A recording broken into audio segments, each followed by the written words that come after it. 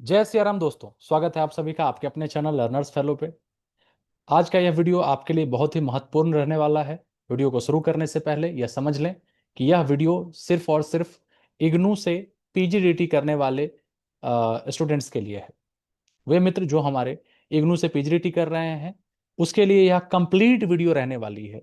इस वीडियो में बताए गए हर बात को ध्यान से समझिएगा, सुनिएगा, और जो भी मैं प्रस्तुत करूंगा आपको स्क्रीन शेयर करके उसको देख के समझने की कोशिश करिएगा।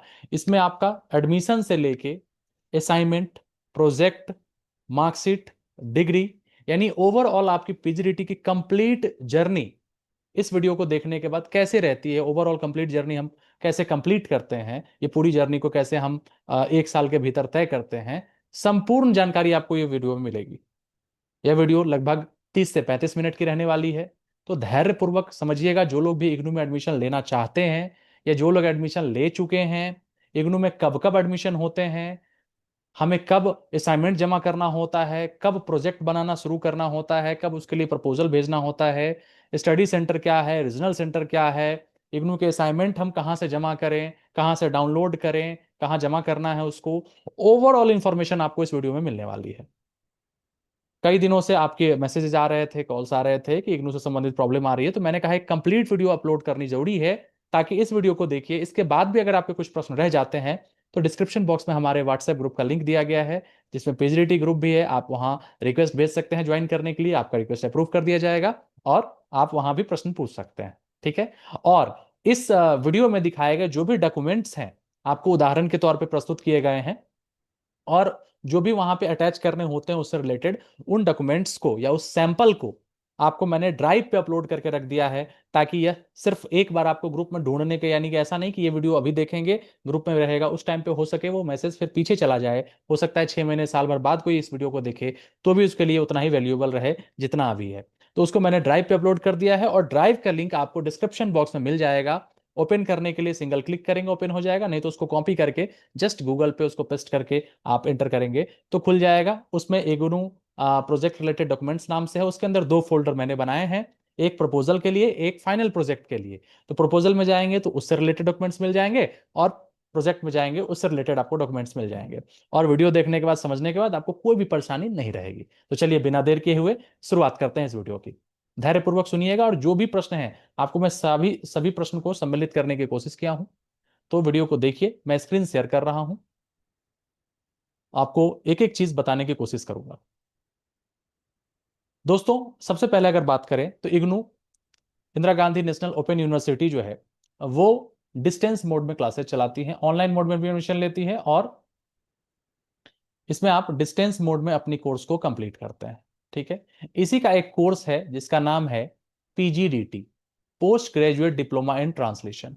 इसकी अवधि जो पूरी रहती है वो 1 ईयर की रहती है। इसकी एडमिशन फी की बात करें तो ये 4500 रुपये लगते हैं। और जब एग्जाम टाइम आएगा, एग्जाम टाइम से पहले आपको फॉर्म भरने होते हैं, असाइनमेंट प्रोजेक्ट जमा करना होता है, फॉर्म भरना होता है। तो इसमें जो पेपर होते हैं टोटल, एमटीटी 51, 52, 53, 54, 55, और एक एमटीटी 33 जुड़ा है, यानी टोटल 6 पेपर आपके हो गए।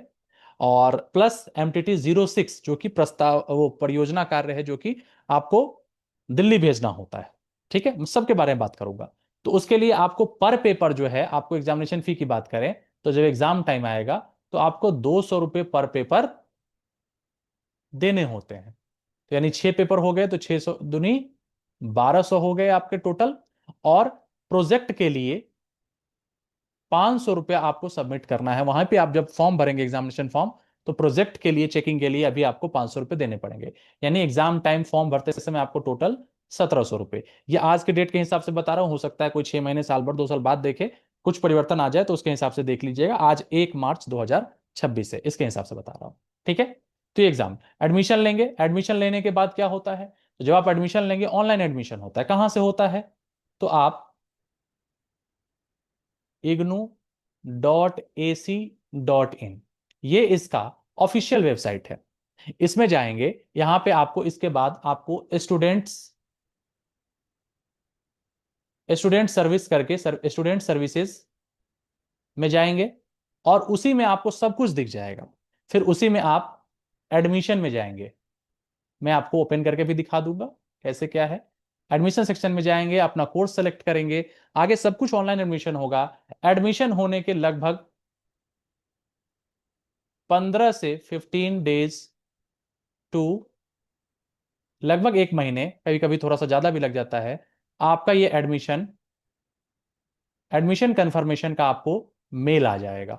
ठीक है, कि आपका एडमिशन कंफर्म हो गया है और आपका एनरोलमेंट आईडी वो जनरेट कर दिया जाएगा। राइट, उस एनरोलमेंट के आधार पे आप फिर वहां से आईडी कार्ड डाउनलोड कर लेंगे, अपना आईडी क्रिएट करके वहां पे आईडी कार्ड डाउनलोड करेंगे, वहां पे अकाउंट क्रिएट करेंगे, पासवर्ड वो करके, और उसी में जहां से आप जब एडमिशन लेंगे उसी टाइम पे आपका आईडी क्रिएट होता है, उसी में जाके फिर वहां पे आपका एनरोलमेंट नंबर डालेंगे, आपका आईडी कार्ड जो है वो डाउनलोड कर सकेंगे। ठीक है, तो आपका ये एडमिशन कंफर्म हो गया। साल भर का कोर्स है। अब बात करते हैं कब कब एडमिशन होता है। तो एडमिशन की बात करें, जहां पे भी डाउट हो वीडियो आप रोक के देख सकते हैं, दोबारा से समझने की कोशिश करिएगा। एडमिशन इग्नू 2 सत्र में लेता है। कौन कौन सा सत्र चलता है इसका? किसी भी कोर्स के लिए इग्नू के 2 सत्र चलते हैं। एक आपका जो है वो चलता है, एडमिशन की बात करें तो एक चलता है आपका जनवरी में हर साल, और दूसरा जो है वो आपका चलता है जुलाई सेशन।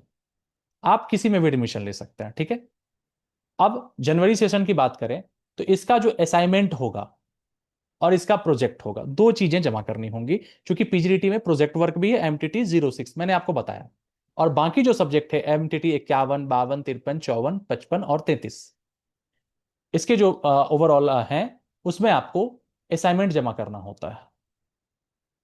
ठीक है, और प्रोजेक्ट जमा करना होता है। ठीक है, ध्यान से समझिएगा। जुलाई सेशन में भी सेम, आपका असाइनमेंट जमा होगा और क्या होगा, प्रोजेक्ट जमा होगा। असाइनमेंट जमा करने की जनवरी सेशन वालों के लिए, अब जनवरी में आपने एग्जाम एडमिशन लिया है तो साल भर कंप्लीट होगा आपका, तो आपका एग्जाम जो होगा वो दिसंबर में होगा। जनवरी सेशन वालों का एग्जाम कब होगा? दिसंबर में होगा। और जुलाई सेशन वालों का एग्जाम कब होगा? ये आपका जून में होगा, यानी नेक्स्ट जून में। टोटल 1 ईयर का आपको टाइम यहां देना है। ये इस जनवरी हुआ तो उसी साल आपको दिसंबर में पेपर होंगे उसके, लगभग 1 ईयर करते करते ही आपका हो जाता है। ठीक है, असाइनमेंट कब जमा करना होगा? तो जो जनवरी सेशन वाले लोग हैं, जैसे मान लीजिए किसी ने अभी जनवरी 2026 में एडमिशन लिया, सपोज कि जनवरी 2026 में इन्होंने एडमिशन लिया, अब इनको असाइनमेंट कब तक जमा करना रहेगा? तो इनका जो असाइनमेंट है वो 30 सितंबर 30 सितंबर 2026 तक असाइनमेंट जमा करना रहेगा। प्रोजेक्ट क्या है? तो जो असाइनमेंट जमा करने की तिथि होती है उससे 2 महीने बाद, यानी अक्टूबर और नवंबर, यानी 30 नवंबर तक इनको प्रोजेक्ट जमा करना रहेगा। ठीक है, बात करें जुलाई से समय, यानी जो लास्ट ईयर जुलाई में जिन्होंने एडमिशन लिया था, जुलाई 2025 में जिन्होंने एडमिशन लिया, उनको क्या करना है? तो जुलाई 2025 में एडमिशन लेने वालों का जो असाइनमेंट की लास्ट डेट है वो है 31 मार्च, यानी 31 मार्च 2026 रहेगी। और प्रोजेक्ट वो कब तक जमा करेंगे? तो ठीक इसके 2 महीने बाद तक, यानी कि 31 मई, 31 मई तक इनको प्रोजेक्ट जमा करना है। प्रोजेक्ट जमा करने से पहले उसका प्रपोजल भेजना होता है। प्रपोजल है क्या है? तो प्रपोजल सिंपली ऐसा है कि बुक को आपने सेलेक्ट किया, वैसे बुक का अनुवाद करना है जिसका अनुवाद अभी तक नहीं हुआ हो। कौन कौन सी लैंग्वेज में कर सकते हैं? तो इंग्लिश टू हिंदी कर सकते हैं, हिंदी टू इंग्लिश कर सकते हैं। कौन सी बुक सेलेक्ट कर सकते हैं? तो उसके लिए मैं अभी आपको लिस्ट दिखाऊंगा कि वो साहित्य का होना चाहिए, विज्ञान से संबंधित होना चाहिए, किस किस तरह का। कैसे पता करेंगे कौन सी बुक कहां से है, कहां से ढूंढेंगे न्यूली पब्लिश्ड बुक्स जिसका अनुवाद नहीं हुआ है, वो सब आपको बताऊंगा। फिलहाल आई थिंक आपको ये क्लियर हो गया होगा कि 2 सेशन में एडमिशन होता है, जनवरी और जुलाई। जनवरी वाले एडमिशन मतलब जो फॉर्म भरने की, असाइनमेंट जमा करने की आखिरी तारीख होती है वो 30 सितंबर होती है। इग्नू फिर कुछ टाइम बढ़ाता भी है, लेकिन आपको एग्जाम डेट, ये जो आपका है असाइनमेंट सबमिशन डेट, बढ़ने के भरोसे नहीं रहना है, ससमय करना है। प्रोजेक्ट 30 नवंबर तक जमा करना है जनवरी सेशन वालों के लिए। राइट, जुलाई सेशन वालों के लिए क्या होता है? उसके ठीक अगले साल असाइनमेंट जमा करेंगे वो 31 मार्च तक, और प्रोजेक्ट कब जमा करेंगे? 31 मई तक। यानी अगर जुलाई 25 में आपका एडमिशन है तो 31 मई 2026 तक आपको प्रोजेक्ट जमा करना है। ठीक, अब समझिए हमें असाइनमेंट कब बनाना शुरू करना है। यहां तक क्लियर हो गया? आप चाहें तो स्क्रीनशॉट ले सकते हैं। असाइनमेंट कब बनाना आपको शुरू करना है, तो ध्यान रखिएगा, जिस आपने पीजीडीटी कोर्स में एडमिशन लिया है तो आपको शुरुआत के 6 महीने सिर्फ और सिर्फ अपने नोटबुक से पढ़ना है। आप अगर हार्ड कॉपी ऑप्ट करते हैं जब एडमिशन लेंगे तो ऑप्शन पूछेगा, तो 300 रुपये आपको एक्स्ट्रा लगेगा और हार्ड कॉपी आपके दिए गए पते पे, रजिस्टर्ड एड्रेस पे भेज दिया जाएगा। नहीं तो आप सॉफ्ट कॉपी से पढ़ सकते हैं। सॉफ्ट कॉपी डाउनलोड कहां करेंगे, तो उसके लिए वेबसाइट आपको बताया eGyanKosh.ac.in। इग्नू की वेबसाइट है ई ज्ञान कोर्स, है ना। उस वेबसाइट से आप उसके मटेरियल डाउनलोड कर सकते हैं। मोबाइल ऐप भी इग्नू का है, ठीक है। वेबसाइट है ई ज्ञान कोर्स .ac.in। इस पे जाके अपना कोर्स सेलेक्ट कर लीजिएगा, उस पर सर्च करिएगा, वहां से सभी बुक्स की पीडीएफ अवेलेबल है। ठीक है, तो ये हो गया। अब बनाना कब शुरू करना है एग्जाम, जैसे जनवरी में है और या जुलाई में है, सेशन में एडमिशन लिया, तो उसके ठीक 6 महीने के बाद आपको ये सारे काम करने हैं। चाहे असाइनमेंट हो चाहे प्रोजेक्ट हो, 6 मंथ के बाद ही आपको ये काम शुरुआत करने हैं। तब तक के लिए आपको पढ़ना है और पढ़ के समझ विकसित करनी है। ठीक है, तो ये ध्यान रखिएगा। जैसे जनवरी वाले हैं तो अगले जून जुलाई, जून के बाद आप स्टार्ट करेंगे असाइनमेंट बनाना, प्रोजेक्ट बनाना। और अगर आप जून सेशन में एडमिशन लिए हैं लास्ट ईयर जुलाई सेशन में, तो आपको फिर दिसंबर के बाद यानी जनवरी 1 जनवरी से आपको असाइनमेंट और प्रोजेक्ट बनाना शुरुआत करना है। ठीक है, तो असाइनमेंट के लिए 3 महीने समय मिल गए और प्रोजेक्ट के लिए आपको 5 महीने का समय मिल जाता है। ठीक है, तो यहां तक उम्मीद है बात क्लियर हो गई। अब हम बात करेंगे, एडमिशन हो गया, एडमिशन कंफर्मेशन का मेल आ गया, फिर हमने डाउनलोड कर लिया आईडी कार्ड। ठीक है, उसके बाद क्या करना है, स्टडी सेंटर आपको सेलेक्ट करने का ऑप्शन आता है एग्जाम टाइम पे। दो चीजें हैं इसमें, एक स्टडी सेंटर और दूसरा है रीजनल सेंटर। मैं एक एक चीज कवर करूंगा इसमें। स्टडी सेंटर वो हुआ जहां पे आपको अपना असाइनमेंट जमा करना है। आपका असाइनमेंट कहां सबमिट होगा, आपको स्टडी सेंटर पे असाइनमेंट यहां पे सबमिट होगा। असाइनमेंट आप यहां पे सबमिट करेंगे स्टडी सेंटर पे। कैसे भेज सकते हैं, आप तो इसको भेज सकते हैं या तो खुद से जाकर, या तो जाकर भेज सकते हैं, सबमिट कर सकते हैं और उसका रिसिप्ट ले लेंगे आप, या नहीं तो असाइनमेंट सबमिट आप कर सकते हैं बाई पोस्ट। जैसे किसी ने एडमिशन लिया, अब उसका स्टडी सेंटर थोड़ा दूर है घर से, तो वो बाई पोस्ट भेज सकते हैं और उसका रसीद संभाल कर रखिएगा, क्योंकि उसका असाइनमेंट का अगर मार्क्स किसी का अपलोड नहीं हुआ किसी कारणवश, तो आपके पास प्रमाण होना चाहिए। और असाइनमेंट हो या प्रोजेक्ट हो, अपने पास उसकी एक कॉपी जेरोक्स जरूर करा के रख लीजिएगा, या नहीं तो पीडीएफ बना के अवश्य रख लीजिएगा, इनकेस कभी कुछ प्रॉब्लम आती है तो दोबारा आप भेज सकें। तो दोनों तरीके से जमा कर सकते हैं। बात समझ में आ गई? असाइनमेंट कहां जमा होगा, स्टडी सेंटर पे। कैसे, सबसे बेटर वे है पास्ट है, अगर आपके आसपास स्टडी सेंटर है जाके जमा करिए, या नहीं तो बाई पोस्ट भेज दीजिए आप। ठीक है, इससे अब एक सवाल आता है कि हम एडमिशन लेते टाइम हमारा एड्रेस कुछ और था, बाद में चेंज हो गया, क्या करें। तो आप अपने रीजनल सेंटर को मेल करेंगे। ठीक है, रीजनल सेंटर को आप मेल करेंगे, आईडी कार्ड उसमें अटैच करेंगे कि मेरा वर्तमान पता जो है, पत्राचार का पता जो है वो चेंज हो गया है, ये मेरा वर्तमान पता है, क्या इसको अपडेट किया जाए, वो अपडेट कर देंगे। ठीक है, बुक्स वगैरह फिर उस एड्रेस पे आ जाएंगे। रीजनल सेंटर क्या है, तो रीजनल सेंटर में आपको जाने की जरूरत नहीं है। कोई भी काम होगी रीजनल सेंटर आप वहां कांटेक्ट कर सकते हैं, कोई प्रॉब्लम है या रीजनल सेंटर को आप मेल करते हैं एड्रेस चेंज के रिगार्डिंग, बुक्स वगैरह रीजनल सेंटर आपको वहां से डिस्पैच करेगा, वहां से आप पता कर सकते हैं। असाइनमेंट आप यहां सबमिट करेंगे स्टडी सेंटर को, वो अपने मार्क्स रीजनल सेंटर को भेजेगा, और रीजनल सेंटर जो है मार्क्स फिर हेडक्वार्टर को भेजेगा, यानी दिल्ली, जो मैदानगढ़ी का पता है। और हेडक्वार्टर में जमा क्या करना है, तो प्रोजेक्ट जो हमारा होगा वो जमा होगा यहीं पे, चाहे वो प्रोजेक्ट का प्रपोजल हो। ठीक है, अब प्रोजेक्ट में यहीं पे आप प्रपोजल भी भेजेंगे और यहीं पे प्रोजेक्ट का फाइनल सबमिशन भी करेंगे। ठीक है, कहां, दिल्ली हेडक्वार्टर मैदानगढ़ी के पते पे। उसका दोनों का अलग अलग पता है, मैं अभी आपको दिखाऊंगा। बात समझ में आई? 3 लेयर पे चलता है। स्टडी सेंटर पे सिर्फ असाइनमेंट जमा होगा, रीजनल सेंटर पे आपको बुक्स वगैरह डिस्पैच, एड्रेस वगैरह चेंज और ये सब होगा। रीजनल सेंटर जाने की कोई जरूरत नहीं है। स्टडी सेंटर भी आप नहीं जाना चाहें बिल्कुल नहीं जा सकते हैं, बाई पोस्ट भेज सकते हैं। रीजनल सेंटर की जरूरत कब पड़ेगी, आप जब कन्वोकेशन में अगर आप चाहेंगे खुद से जाकर सर्टिफिकेट लेना, तो आपको जरूरत पड़ती। ठीक है, और हेडक्वार्टर आपका प्रोजेक्ट कार्य या प्रपोजल यहीं से जाएगा। ठीक है, हम बात कर रहे थे एडमिशन हो गया, हमारा स्टडी सेंटर सेलेक्ट हो गया, रीजनल सेंटर सेलेक्ट हो गया, हमारा एडमिशन कंफर्म हो गया, 6 महीने तक हमने पढ़ाई कर ली। अब बात करते हैं असाइनमेंट की। तो असाइनमेंट, सबसे पहली बात कि हमें असाइनमेंट पता कैसे चलेगा। तो ठीक 6 महीने बाद आप वहां से इग्नू के ऑफिशियल वेबसाइट पे आप जाके चेक कर सकते हैं। असाइनमेंट जो है ना वो 2 सत्रों के लिए सेम रहता है। जैसे उस ईयर का, सेम ईयर का जनवरी और सेम ईयर का जो जुलाई सेशन का असाइनमेंट होगा वो सेम रहता है। लेकिन आपको बनाना कब शुरू करना है, जब आपका एडमिशन लिए हुए 6 महीने हो जाए। तो इसके लिए आपको कहाँ जाना है, तो इग्नू की ऑफिशियल वेबसाइट पे ignu.ac.in, यहां आप देख रहे होंगे ignu.ac.in, गूगल पे आप टाइप करेंगे आ जाएगा, ये वेबसाइट खुलेगा। यहां पे आप जाएंगे, देखिए स्टूडेंट सर्विसेज करके लिखा हुआ है यहां पे, इस पे क्लिक करिए। सब सारा काम आपका यहीं पे होगा, चाहे वो एडमिशन हो, चाहे असाइनमेंट के क्वेश्चंस हो, चाहे कुछ भी। अब इसमें देखिए अलग अलग चीजें हैं। प्रोग्राम है, यहाँ पे कौन से कोर्स में एडमिशन लेना है यहां से कर सकते हैं। एडमिशन पे क्लिक करेंगे, यहां से जाके आप रजिस्टर करके एडमिशन ले सकते हैं। एकेडमिक कैलेंडर है, पेमेंट है, सारा है, सब कुछ है।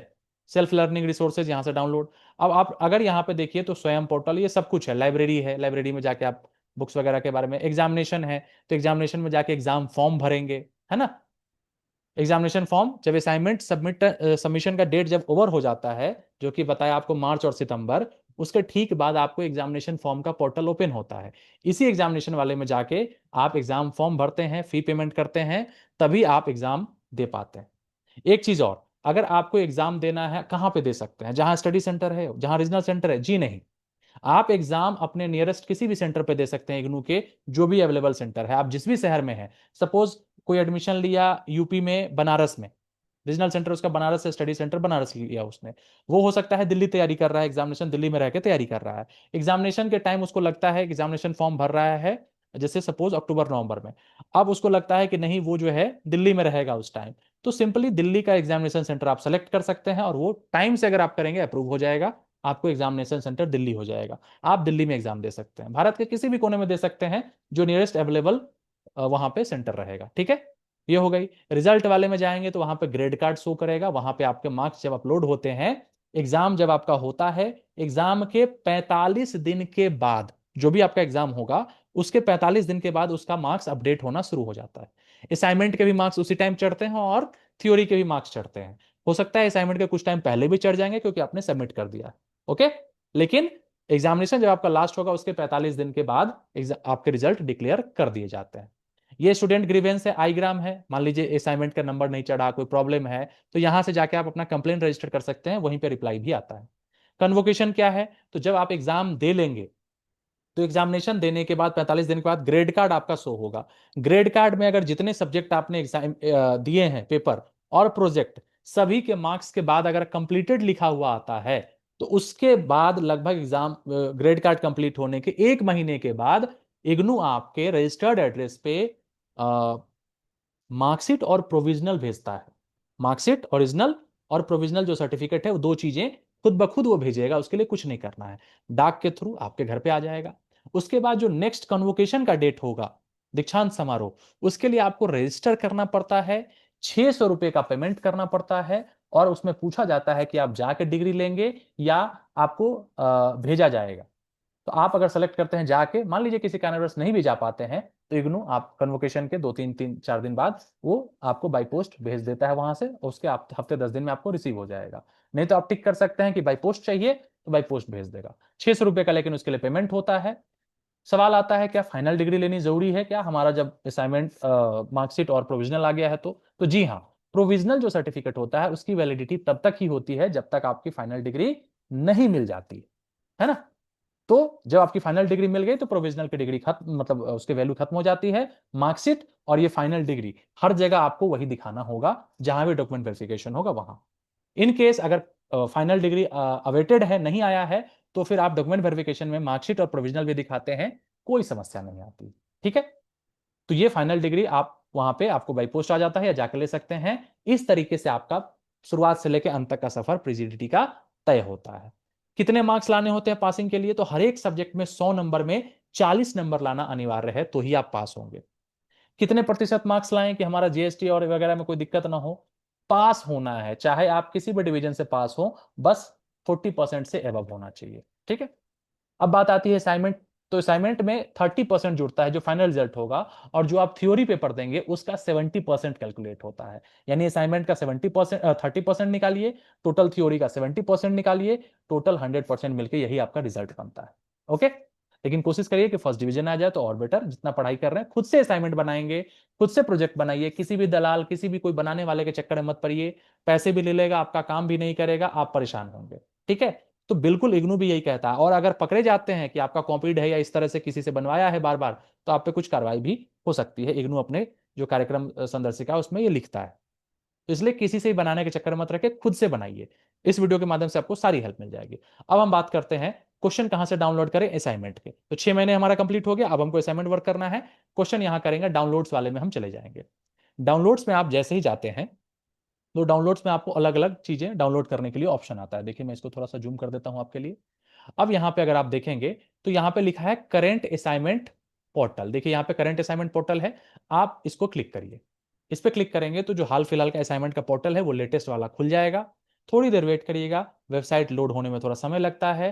राइट साइड में यहां पे आपको सर्च का बॉक्स खुलेगा। सर्च बॉक्स में आप वहां पे सर्च कर सकते हैं कि क्या आपका कोर्स का कोड है।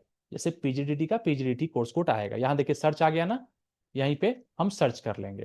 क्या सर्च करेंगे, देखिए यहां पे हम सिंपली लिखेंगे पीजीडीटी और इंटर दबा देंगे।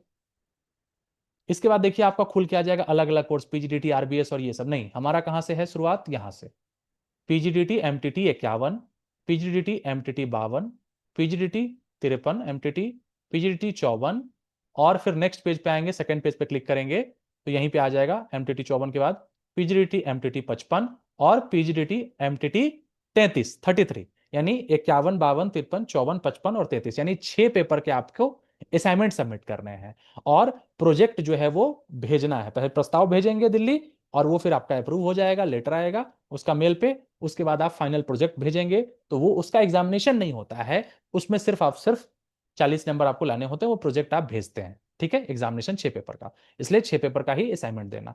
हाँ, और अगर किसी विषय का आपने असाइनमेंट जमा नहीं किया तो आप उस पेपर का उसको पेपर नहीं दे सकते हैं, इसलिए असाइनमेंट जरूरी है। और किसी कारणवश कोई पेपर में हमारा बैक लग गया या नहीं दे पाए, कोई बात नहीं है, जुलाई वाले पेपर में नहीं दे सके, दिसंबर वाले में दे लेंगे, जनवरी सेशन का पेपर दे लेंगे। ठीक है, 2 बार एग्जाम हो रहा है ना, एक बार जून में एक बार दिसंबर में। तो जून में पेपर नहीं दे पाए, 2 पेपर रह गया, तो आप दे सकते हैं। कम नंबर आ गए, दोबारा दे सकते हैं। ठीक है, लेकिन अगर जिसका असाइनमेंट जमा हो चुका है और एक पेपर रह गया, सपोज सिर्फ पेपर हम नहीं दिए, असाइनमेंट सबका जमा कर दिया, तो बस आपको पेपर देना रहेगा। असाइनमेंट भी नहीं दिया है तो जिस टाइम पे आप पेपर देंगे, जिस सेशन में, ध्यान रखिएगा, उस समय का करेंट असाइनमेंट आपको जमा करना होता है डाउनलोड करके। जैसे सपोज कि पिछले बार हमको जून में देना था पेपर, हमने नहीं दिया, हम चाहते हैं कि इस बार हम जून में पेपर दें। ठीक है, और असाइनमेंट भी नहीं जमा किया है, तो इस बार का जो जून के लिए एग्जामिनेशन जो रहेगा, उसके लिए जो असाइनमेंट है वो लेटेस्ट असाइनमेंट आपका जमा करना होता है। क्लियर है? अब मैं जैसे आपको एक कोई भी डाउनलोड, यहां पे देखिए व्यू डाउनलोड का ऑप्शन है, एक मैंने इसको किसी को डाउनलोड कर लिया, आपको दिखाता हूं असाइनमेंट का क्वेश्चंस कैसे रहते हैं। सपोज कि ये असाइनमेंट का क्वेश्चन आपको आ गया, अब ये सत्रीय कार आ गया। अब इसमें देखिए जनवरी क्या लिख रहा है, जनवरी 25 और जुलाई 25 सत्र में प्रवेश लेने वाले विद्यार्थियों के लिए। अगर आपका एडमिशन जनवरी 25 में हुआ है या जुलाई 25 में हुआ है, दोनों के लिए असाइनमेंट सेम रहेगा। लेकिन जनवरी 25 वाले कब बनाना शुरू करेंगे, जून के बाद। और जुलाई 25 वाले कब बनाना शुरू करेंगे, इसको लिखना कब शुरू करेंगे, दिसंबर के बाद। यानी 1 जनवरी के बाद ही आप इसको सबमिट कर पाएंगे। भले आप लिख के पहले से रख लीजिए, लेकिन 1 जनवरी के बाद सबमिट करेंगे जुलाई वाले। ठीक है, और वो जून के बाद। इस असाइनमेंट में अगर आप आगे बढ़ेंगे तो ये सब कुछ बताता है क्या है कैसे है, ध्यानपूर्वक पढ़ें। और लास्ट सबमिशन की तिथि कब रहती है, तो देखिए जनवरी में जो लोग भी प्रवेश लेते हैं उनका रहता है 30/9, यानी जनवरी फरवरी मार्च अप्रैल मई जून जुलाई अगस्त सितंबर, 30 सितंबर तक इनका रहता है। ठीक है, और जो लोग जुलाई में प्रवेश लेते हैं उनका सबमिशन का डेट मैंने शुरुआत में ही बता दिया है, उनका रहता है 31 मार्च तक असाइनमेंट आप सबमिट कर सकते हैं। तो जनवरी 25, 30 सितंबर, जुलाई 25 वाले 31 मार्च तक जमा करेंगे। शुरुआत कब करेंगे, 6 महीने बाद, यानी जनवरी से बनाना शुरू करेंगे, जनवरी 1 जनवरी के बाद ही आप जमा कर सकते हैं। और ये 30 सितंबर तक है, तो ये कब बनाना शुरू करेंगे, तो जनवरी फरवरी मार्च अप्रैल मई जून, जून के बाद, यानी 1 जुलाई के बाद आप इसको बनाना शुरू कर सकते हैं। यानी जुलाई अगस्त सितंबर 3 महीने का समय रहता है, और जनवरी फरवरी मार्च 3 महीने का समय आपको असाइनमेंट के लिए मिलता है, और उसके 2 महीने बाद तक आपको प्रोजेक्ट के लिए मिलता है। ठीक है, ये सारी चीजें हैं, आप इसको बाई पोस्ट भेज सकते हैं, जाके भी जमा कर सकते हैं। और इसमें सारे इंस्ट्रक्शन है, कहाँ लिखना है, कौन से पेज का इस्तेमाल करना है। तो A4 साइज पेपर का इस्तेमाल करिएगा, कोशिश करिएगा एक साइड लिखिए। अगर पेपर मोटी है, अगर इस तरह का छाप उस साइड नहीं उगता है, तो दोनों साइड आप लिख सकते हैं। क्लासमेट की पेज आती है, असाइनमेंट पेज, आप जाएंगे स्टेशनरी की दुकान पे, बोलेंगे असाइनमेंट पेज, दे देंगे। उसको बाइंडिंग करके आप या नथी करके जमा कर सकते हैं वहां पे, ठीक है। और ऊपर से ये क्या लगाना है आपको, तो उसमें असाइनमेंट जब भी आप जमा करते हैं, तो उसमें सबसे पहले आपका ये सब चीजें मेंशन होनी चाहिए शुरुआत में। उसका फ्रंट पेज है, आप ग्रुप में भी बोलेंगे तो आपको पता चल जाएगा, मिल जाएगा। ये सब चीजें लिखी होनी चाहिए। और उसके बाद फिर अपना आईडी कार्ड लगा देंगे। फिर उसके बाद क्वेश्चन पेपर लगा देंगे, जिस पेपर का आप एग्जाम दे रहे हैं, जो लिख रहे हैं असाइनमेंट, उसका क्वेश्चन पेपर भी यही डाउनलोड करके क्वेश्चन पेपर आपको उसमें लगाना है। और फिर आप क्वेश्चन नंबर डाल के उसका आंसर लिख सकते हैं, ठीक है। बाकी सब कुछ इसमें है, एक बार देख लीजिएगा। कितने शब्दों में देना है, तो भाई निबंध, लंबे निबंधात्मक है तो 500 में, और छोटे प्रश्न है तो 250, 200 से 250 में। हम बुक की हेल्प जरूर लेंगे, कहीं से कॉपी मत करिएगा, अपने शब्दों में उत्तर देने की कोशिश करिएगा, ठीक है। ये चेक चेक कर लीजिएगा कैसे लिखे हैं, क्या लिखे हैं। आप 2 पेन का इस्तेमाल कर सकते हैं, सारा कुछ असाइनमेंट का इसमें है। यही क्वेश्चन आपको यहां से प्रिंट करना है, ठीक है। और शुरुआत में आप क्या लगा देंगे, हालांकि ये जब स्टडी सेंटर पर जाएंगे वो भी गाइड करेंगे कि पहले इसे रखो, लेकिन मैं बता दे रहा हूं शुरुआत में आप वही नेम, जो आपका पूरा डिटेल्स है, पहला सीट और उसके बाद आप आईडी कार्ड लगा देंगे। उसके बाद आप ये इसका क्वेश्चन पेपर लगाएंगे, और फिर आप असाइनमेंट पेपर लिख के उसको नत्थी करके या बाइंडिंग करा के आप दे सकते हैं। ये इस तरह के प्रश्न रहेंगे। और या चाहें तो क्वेश्चन लिख सकते हैं, लेकिन क्वेश्चन ऑलरेडी आपने दे दिया है तो बस आप उसका सोल्यूशन लिखिए, ठीक है। इस तरह के प्रश्न रहते हैं। और ध्यान रखिए, असाइनमेंट से प्रश्न जो है एग्जाम में आते हैं, तो इसलिए असाइनमेंट खुद से करिए, प्रोजेक्ट भी खुद से करिए। और आप 2-3 साल का एग्जाम देने से पहले 2-3 साल का उस सेशन का आप क्वेश्चंस, असाइनमेंट के क्वेश्चंस बस देख लीजिए और प्रीवियस ईयर क्वेश्चंस देख लीजिए। आप आराम से एग्जाम पास कर जाएंगे, कहीं कोई घबराने की जरूरत नहीं है। बिल्कुल, जो लोग प्रोजेक्ट वगैरह असाइनमेंट वगैरह किसी से बनाने का काम करते हैं पैसे लेके, वो आपको डराएंगे, ऐसा है वैसा है, प्रोजेक्ट रिजेक्ट हो जाता है। कुछ नहीं, क्यों भाई, मैं खुद करूंगा, मुझे ये काम दिया गया है, मैं इतना कैपेबल हूं, आज तक खुद से ही बनाया हूं, तो आगे भी खुद बनाऊंगा। किसी को कोई पैसे नहीं देने, किसी से कुछ नहीं बनवाना, ठीक है। तो ये असाइनमेंट आपका जमा करेंगे। इसका मार्क्स कब अपडेट होगा, तो जब असाइनमेंट आपका एग्जाम जब हो जाएगा उसके बाद इसके मार्क्स अपडेट होने शुरू हो जाते हैं। कई बार ऐसा भी होता है कि आपको थ्योरी के मार्क्स आपको चढ़ जाते हैं, 45 दिनों के बाद असाइनमेंट का रह जाता है। तो उस केस में आप ध्यान रखिएगा, अगर मार्क्स नहीं चढ़े हैं तो आप रीजनल सेंटर को मेल करिए, वो वहां से अपडेट करेंगे या भेजेंगे। हेडक्वार्टर को भी मेल कर सकता है, ठीक है। तो ये आपका असाइनमेंट का कंप्लीट हो गया। अब 6 महीने बाद असाइनमेंट भी कर रहे हैं, साथ साथ प्रोजेक्ट भी करना है, तो उसके लिए देखिए क्या करना है। सबसे पहले ये कार्यक्रम दर्शिका है, इसके बारे में आपको बता दूं। इसमें सभी चीजें लिखी गई हैं, ये भी अपलोडेड है। डिस्क्रिप्शन बॉक्स में आपको ड्राइव का मैं इसका डॉक्यूमेंट्स का लिंक दूंगा, जो भी पीडीएफ यहाँ पे है, सारे पीडीएफ आपको वहां पे मिल जाएंगे, ठीक है। सब कुछ है, कैसे क्या करना है, कितने दिन में होता है, री रजिस्ट्रेशन कैसे होगा, एडमिशन कैसे लेंगे, सब कुछ इस पीडीएफ में दिया गया है। क्रेडिट पद्धति, नियम क्या है, ठीक है। शुल्क वापसी, एडमिशन कंफर्म कर रहे हैं, कैसे आपको स्टडी मटेरियल मिलेगा, पता में अगर संशोधन करवाना है वो कैसे करवा सकते हैं, ठीक है। अध्ययन केंद्र, रीजनल रीजनल सेंटर चेंज करना है कैसे होगा, सब कुछ आपको, स्टडी सेंटर चेंज करना है, नाम वगैरह कुछ बदलाना है, जल्दी अगर आपको चाहते हैं कि हमारा रिजल्ट जल्दी आए, अर्ली रिजल्ट डिक्लेरेशन के लिए, तो उसके लिए आपको, आप बताइए कि भाई आपका किसी पद के लिए चयन हुआ है, उस केस में आपका ये चेक किया जाएगा। कैसे मूल्यांकन दोबारा रीवैल्यूएट करवा सकते हैं, अगर आपको लगता है मार्क्स कम आते हैं, तो आप कुछ पैसे उसमें लगते हैं, 1,000 रुपये पर पेपर रहेंगे आपके, उस हिसाब से चार्ज देके आप दोबारा रीवैल्यूएट करवा सकते हैं, ठीक है। कैसे कैसे आप एग्जाम देंगे, तो जून और दिसंबर माह में इस तरीके से एग्जाम होता है, उसका आयोजन होता है, और उसके लिए फॉर्म भरते हैं, और फॉर्म भरने के बाद आपका एग्जाम होता है, ठीक है। उसके लिए सब कुछ, तो इसमें सब कुछ आपका दिया गया है, क्या करना है, कैसे करना है।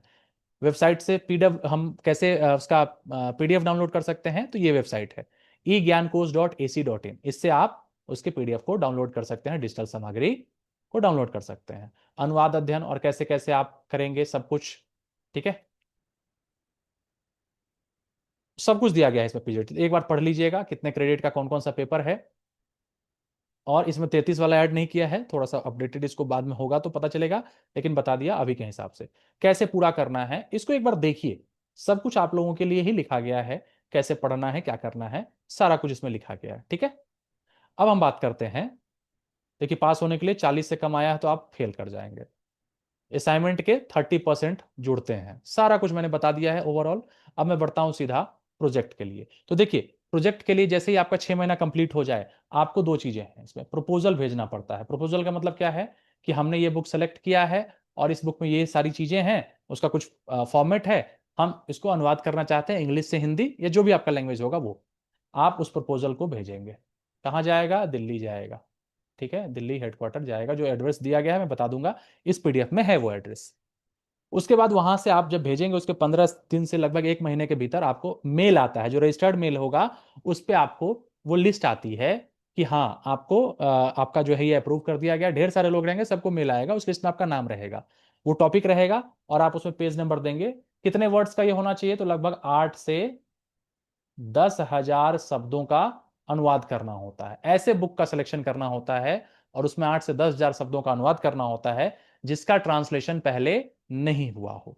ठीक है, हम चेक कैसे करते हैं अनुवाद हुआ है कि नहीं? तो सिंपली आप अलग अलग बुक्स हैं, क्षेत्र हैं, उस क्षेत्र का कोई भी बुक सेलेक्ट करिए। कोशिश करिए कि जो न्यूली पब्लिश्ड बुक हैं उसको हम अनुवाद करें। कहां से चेक कर सकते हैं? तो अमेजोन या फ्लिपकार्ट पे जाएंगे आप, उसमें आता है बुक, सर्च करिएगा, बुक में जाके फिल्टर लगता है लेटेस्ट रिलीजेस, उस पर क्लिक करेंगे तो लेटेस्ट रिलीजेस बुक आ जाएंगे। उसमें कैटेगरी भी सिलेक्ट कर सकते हैं, साइंस से रिलेटेड, फिक्शन से रिलेटेड, पोएम से रिलेटेड, जो भी चीजें हैं वो है। कुछ वेबसाइट्स हैं जिसपे आप चेक कर सकते हैं कि उस बुक का अनुवाद हुआ है या नहीं। जैसे मैं आपको बता दूं कि एक वेबसाइट है गुड रीड्स, चाहे तो आप नोट कर सकते हैं, ये आपके लिए बहुत काम करेगा। किसी के भरोसे नहीं रहना है कि कोई हमको बुक बता दे तो हम कर लें और पैसे दे लें, कुछ नहीं देना पैसा किसी को, खुद से बनाइए। goodreads.com, इस वेबसाइट को ओपन करिएगा, इसमें चले जाइएगा न्यू रिलीजेस के सेक्शन में। ठीक है, इसमें आपको मिल जाएगा, उसमें कैटेगरी भी सेलेक्ट कर सकते हैं। ये नई नई जो बुक्स पब्लिश होती हैं उसके बारे में ये बताते हैं। दूसरा, अमेजोन या फ्लिपकार्ट, अमेजोन या फ्लिपकार्ट पे चले जाइए, जो बुक्स का सेक्शन है उसमें जाके फिल्टर लगा दीजिए न्यू रिलीजेस, और आप वहां से चेक कर सकते हैं। तीसरा एक वेबसाइट है पब्लिशर्स, पब्लिशर्स वीकली। ठीक है, पब्लिशर्स वीकली .com करके वेबसाइट होगा, आप इस पे जाके भी चेक कर सकते हैं। ये भी वो बताते हैं लेटेस्ट रिलीजियस किताबों के बारे में। उसके बाद चौथा है bookauthority.org, book authority dot O R G. इस वेबसाइट पे भी जाएंगे तो आपको लेटेस्ट रिलीजियस वाले सेक्शन में जाएंगे, कैटेगरी सेलेक्ट कर लेंगे किस तरह की बुक आपको देखनी है, वो लेटेस्ट रिलीजियस का आपको मिल जाएगा। देखिए, जो पुरानी किताबें उसका भी कर सकते हैं, लेकिन उसके जो ज्यादा हाईलाइटेड किताबें हैं, जो ज्यादा लोगों के बीच तक पहुंची हुई हैं, उसका अनुवाद ज्यादातर हो चुका होता है, वो लोग खुद ही करवा के, क्योंकि ज्यादा पढ़ने वाली किताबें जो है वो चाहते हैं कि अलग अलग वर्जन में आए। इसलिए लेटेस्ट रिलीजियस वाली किताबों का करेंगे, 100% आपका एकदम चांस रहेगा अप्रूवल का। और एक और है lit hub, LITHUB, lithub.com, literature hub, lit hub इसका शॉर्ट फॉर्म है। इस पे भी जाएंगे तो लेटेस्ट रिलीजेस मिल जाएंगे। तो आपको मैंने बता दिया कि किताब कैसे पता चलेगा, कहां से पता चलेगा, तो इन वेबसाइट्स के थ्रू इस तरह से पता कर सकते हैं। बुक का नाम पता चल गया, अब उसका अनुवाद हुआ है कि नहीं ये कैसे चेक करें? तो सिंपली उसका गूगल पे भी सर्च करिएगा कि बुक का नाम जैसे कोई है इन हिंदी, चाहे अगर वो इंग्लिश में है तो उसको इन हिंदी सर्च करिए, और अगर हिंदी की किताब है तो इन इंग्लिश सर्च करिए, पता चल जाएगा। फ्लिपकार्ट पे जाके ऐसे ही सर्च करिए इन हिंदी या इन इंग्लिश, जिसमें भी आप अनुवाद करना चाहते हैं। अगर कहीं भी आपको नहीं दिख रहा है, इसका मतलब उसका अनुवाद नहीं हुआ है, और उस हिसाब से फिर आप उसको प्रपोजल के लिए वो बुक सेलेक्ट कर सकते हैं। तो ये मैंने आपको बता दिया कि बुक का चुनाव कैसे करना है, आप चाहें तो इसका स्क्रीनशॉट ले लीजिए। ठीक है, अब आगे बढ़ते हैं। वीडियो को पॉज करिए, स्क्रीनशॉट ले सकते हैं, नहीं तो वीडियो को स्लो या फास्ट करके भी आप देख सकते हैं। अब बुक का चुनाव हो गया, अब प्रपोजल कैसे बनाना है? तो प्रपोजल में हमें बताया आपको कि बस आपको एक तरीके से समझिए कि परमिशन लेनी है हेडक्वार्टर से, आपको इग्नू के मैदान गढ़ी वाले से, कि हम इस बुक का चुनाव किए हैं, इसका अनुवाद हुआ है कि नहीं, ये वो चेक करके आपको अप्रूवल देंगे। आपके हिसाब से तो नहीं हुआ है तब आप भेजते हैं। तो प्रपोजल के लिए अगर हम बात करें तो ये सत्रीय कार्य असाइनमेंट का मैंने आपको बता दिया है। प्रपोजल का सैंपल देखिए कैसे बनता है। प्रपोजल के लिए आपको इसी जो पीडीएफ है, जो आपको प्रोग्राम वाला है, ये आपका, इसी में आपको जो कार्यक्रम संदर्शिका है, इसी के नीचे इसी पीडीएफ में आपको एनेक्सर क ख और ग ये सब कुछ है इसमें। देखिए, ये प्रपोजल वाले में आपको, मैं अभी प्रोजेक्ट पे आऊंगा तो बताऊंगा कैसे बनाना है, क्या करना है। इसी में आपको लास्ट में एनेक्सर जो है वो क ख और ग है। तो आपको उसी में ये अटैच करना पड़ता है। ये पीडीएफ आपको मिल जाएगा, अलग से भी अपलोड है। मैंने बताया कि प्रोजेक्ट वाले फोल्डर में जाएंगे, ड्राइव का लिंक डिस्क्रिप्शन बॉक्स में है, वहां से। तो ये एनेक्सर क जो है ये प्रपोजल में लगता है। कैसे क्रम रहेगा वो सब बताता हूं। और एनेक्सर ख जो और ग है इसका प्रिंट लेके, एनेक्सर ख इसमें सारा डिटेल्स आप फिल करेंगे, और एनेक्सर ग ये सर्टिफिकेट होता है कि भाई इस बुक का मतलब जो है मैंने खुद किया है और किसी से करवाया नहीं, इस तरीके से सहायता नहीं ली है। देखिए ये आपने साइन करके आपको देना होता है, इसलिए कहता हूं किसी से मत बनवाइए। ख और ग जो है आपको वो प्रोजेक्ट में अटैच करना पड़ता है, ठीक है। इसका अलग से भी पीडीएफ मैंने अपलोड कर दिया है, ठीक है। अब बात करते हैं कि असाइनमेंट का हो गया, प्रपोजल में क्या क्या लगाना होता है। तो सबसे पहले आप एनेक्सर क को अटैच करते हैं, ठीक है। और ये कैसे भेजनी है, तो जो भी अटैच करने के बाद है आपको इसको आप बाइंड करवा लीजिए, यानी बाइंडिंग करवा लीजिए। जो आगे प्लास्टिक दे के बाइंड करते हैं ना, उस तरीके से आप बाइंडिंग करवा लीजिए। मैं आपको अगर दिखाऊं तो मैं एक कॉपी दिखाता हूं कि बाइंडिंग कैसे रहनी चाहिए आपको। जैसे मान लीजिए सपोज कि ये है ना कॉपी, ये बाइंडिंग है ना, स्पाइरल वाली बाइंडिंग ऐसे करवा लीजिए। ऐसे करके आप बाइंडिंग जो भी आपका होगा बाइंडिंग करवा के आप भेजिए, और एक कॉपी अपने पास भी जरूर रखिएगा। तो एनेक्सर क है, एनेक्सर क में आप नेम भरेंगे, इनरोलमेंट नंबर फिल करिए, प्रोग्राम भरिए, कोड आपका पहले से लिखा हुआ है, एड्रेस फुल एड्रेस जो रजिस्टर्ड है वो लिखिए, मोबाइल नंबर, ईमेल सही सही भरिएगा, क्योंकि अगर ईमेल गलत होगा तो इसका जो प्रपोजल का अप्रूवल लिस्ट आएगा वो गलत मेल पे चला जाएगा, ठीक है। तो मेल सही, सब कुछ सही से भरिए। फिर बुक का टाइटल, जैसे मान लीजिए किसी एक ये छात्र का है जिन्होंने बुक बनाया था द लीजेंड ऑफ मेनेका, उसमें ये जरूर मेंशन करिएगा पेज नंबर कहां से कहां तक, क्योंकि 8 से 10 हजार शब्द ही करने हैं। हो सकता है कि पहले से मतलब आप ही का कोई मित्र है वो शुरुआत के 10 हजार कर रहा है, तो उसके बीच का भी आप सेलेक्ट कर सकते हैं, या लास्ट का भी 10 हजार सेलेक्ट कर सकते हैं। आप अनुमान लगा लीजिए कि एक पेपर में, एक पेज में कितने वर्ड्स हैं, उस हिसाब से एवरेज, एग्जैक्ट नहीं, 8 से 10 का आपका कितने पेज में होगा। फिर वो चैप्टर का लिख दीजिए, चैप्टर कितना से कितना है, और कौन से लैंग्वेज में कर रहे हैं, यानी बुक इंग्लिश है तो इंग्लिश से हिंदी कर रहे हैं, या अगर हिंदी किताब आपने चुना है तो हिंदी से इंग्लिश कर रहे हैं, ठीक है। तो ये आपका रहेगा। और प्रमाण पत्र पे यहाँ पे आप विद्यार्थी के हस्ताक्षर हैं ये लगाएंगे। पहला एनेक्सर का हो गया। उसके बाद आप एडमिशन का जो भी आपका है ये आप रजिस्ट्रेशन का डिटेल्स वो भी इसके साथ लगा सकते हैं, और एडमिट कार्ड जो आईडी कार्ड है वो इसके बाद अटैच करेंगे आप इसके पीछे, यानी आप लगाएंगे। फिर उसके बाद आगे बढ़ें तो आप इस तरीके से आप लिखेंगे, यानी अच्छा ये कैसे भेजना है, आपको क्या लिख के भेजने हैं, तो जी नहीं, आप जो है अनुवाद कार्य का जो प्रस्तावना है वो तो आप लिख के भेज सकते हैं, लेकिन जो प्रोजेक्ट होगा वो आप टाइप्ड भेज सकते हैं, यानी टाइपिंग करके भी भेज सकते हैं और लिख के। तो ज्यादा बेटर है कि टाइप करवा लीजिए, हैंडराइटिंग भी अच्छी रहेगी उसमें।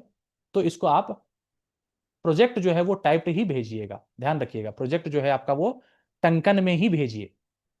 प्रस्तावना जो है वो आप उसको भी टाइप करा के भेज सकते हैं, कोई इश्यू नहीं है। तो ऐसे आप लिखेंगे, परियोजना MTT6, शीर्षक रहेगा आपका ये, और फिर मूल भाषा क्या है तो आप यहाँ पे अपने हिसाब से लिखेंगे, इंग्लिश या हिंदी, अंग्रेजी से हिंदी अनुवाद किया है, लेखक कौन है, प्रकाशक कौन है, पाठ की प्रकृति क्या है। तो प्रकृति में आपको पीडीएफ बताऊंगा कि उसका किस तरीके से है, फिक्शनल है, साइंटिफिक है, मेडिकल से रिलेटेड है वो। फिर उसके बाद आपको इसमें ये लिखना होता है, चयनित पाठ का संक्षिप्त परिचय लिखना होता है ना, क्या क्या है वो सब आपको पीडीएफ में है, कैसे कैसे अरेंज करना है मैं आपको ही बस दिखा दे रहा हूं। तो संक्षिप्त परिचय लिखिए इस तरीके से कि काल्पनिक उपन्यास है क्या है, आप इसको एक बार पढ़ लीजिएगा। फिर कहानी का सारांश लिखना होता है, जो भी कहानी है उसका सारांश आप बुक सेलेक्ट कर लिए, तो हो सकता है आप थोड़ा सा हेल्प ले लीजिए यूट्यूब वगैरह से, या कहीं पे उसका वो दिया गया है उसके बारे में, तो क्या उसका सारांश है, अनुवाद करने से पहले आप समझेंगे तो उसको। तो सारांश आप लिखिए। फिर उपन्यास में खोजे गए प्रमुख विषय, इसको आप टाइप कर लीजिए इस तरीके से। फिर प्रस्तावित अध्ययन का उद्देश्य, इस तरीके से आपने क्यों किया इसके बारे में आप पढ़ लीजिएगा। इस जो भी लैंग्वेज इस्तेमाल है आप उस तरीके की लैंग्वेज आप हेल्प ले सकते हैं। फिर पद्धति क्या रही, आपने क्या किया, तो भाई इसका इंग्लिश से हिंदी अनुवाद किया, 8 से 10 हजार शब्द का अनुवाद किया जाएगा, और क्या क्या करेंगे इसमें, किस किस चीज का हेल्प लेंगे, वो सारी चीजें, प्रचलित शब्दों की खोज, विशिष्ट मशीनी अनुवाद का प्रयोग, यानी इनका ध्यान रखा जाएगा इसमें, सब कुछ आप बताएंगे इसमें टिप्पणी वाले। फिर अनुदित पाठ से अपेक्षाएं कि भाई इसका हो जाएगा तो लोगों को, पाठकों को और हासिल हो सके इसके द्वारा जो है वही उद्देश्य जो आपने उस अनुवाद से पहले पाठ का कुछ संलग्न किया है, जो आप करने जा रहे हैं अनुवाद, उसका जहां से जहां तक करने वाले हैं उसका आपको फ्रंट पेज और प्लस वो सारे पेजेस का जेरोक्स यहाँ पे अटैच करना होता है। ध्यान, या तो आप मूल बुक भी भेज सकते हैं उसके साथ, तो बेटर है कि उसका जेरोक्स जो है वो आप लगा दीजिए। आप देखे हैं कि इसका अनुवाद होने हैं, और इसके बाद जैसे इन्होंने क्या किया, इसको लगा दिया फ्रंट पेज का, इन्होंने कवर लगा दिया, ठीक है, इस तरीके से लगा दिया। और उसके बाद जो जहां से जहां उनको करना है अनुवाद, वो सारा बुक का पीडीएफ लगा दिया। पीडीएफ अवेलेबल तो ठीक है, नहीं तो उसका जेरोक्स आप इसके साथ अटैच कर दीजिए। जितना भी अनुवाद करना है वो सब, अगर आप लास्ट तक आएंगे इसमें, तो फिर यही अनुवाद इसके साथ अटैच्ड है। और इसके बाद ये भेजेंगे। कहाँ भेजेंगे? इसे दिल्ली भेजेंगे। किस पते पे भेजेंगे मैं अभी आपको बताता हूं। तो आपको प्रपोजल का सैंपल पता चल गया, तो उसको भेजना कहाँ है तो देखिए मैं बताता हूं।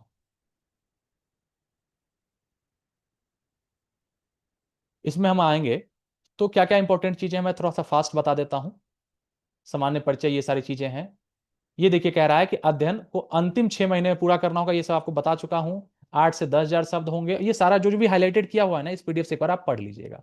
और इस प्रकार आपको लगभग इसके बाद अनुवादकीय टिप्पणी भी लिखनी है। जब आप प्रोजेक्ट भेजेंगे ना फाइनल, तो उसमें आपको अनुवादकीय टिप्पणी भी लिखनी है, यानी कैसे अनुवाद किया, किन किन तरह के वर्ड्स का सामना अपने मतलब प्रॉब्लम आई, किस किस टूल्स का यूज किया, वो सब आपको 1500 में लिखना जरूरी है। अगर आप नहीं लिखते हैं तो फिर आपका वो है बेकार, आपका वो नहीं, एक तरीके से बेकार हो जाएगा, आप उसमें पास नहीं हो पाएंगे। और परियोजना का हस्तलिखित अथवा टंकित रूप में प्रस्तुत करना होगा। या तो आप हाथ से भी लिख के भेज सकते हैं या टाइप करा के भी भेज सकते हैं, ठीक है। और आपको किस लैंग्वेज में लिख रहे हैं ये सब आपको बताना पड़ेगा।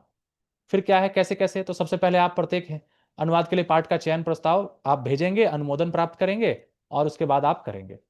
तो अब इससे क्या है, 8 से 10 हजार में अनुवाद करना है, शब्द में चयनित पाठ का अनुवाद करना है।